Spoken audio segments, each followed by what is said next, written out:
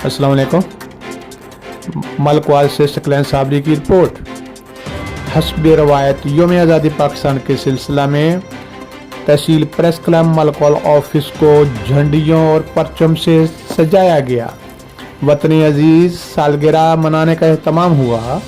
मेहमानान ग्रामीण कदर assistant commissioner Malakwal मोहतरमा गजाला यासीन, SHO थाना मलकवाल उमैर चट्ठा, मियाँ गुलाम हसन एडवोकेट और दीगर मेहमानों ने शिरकत की।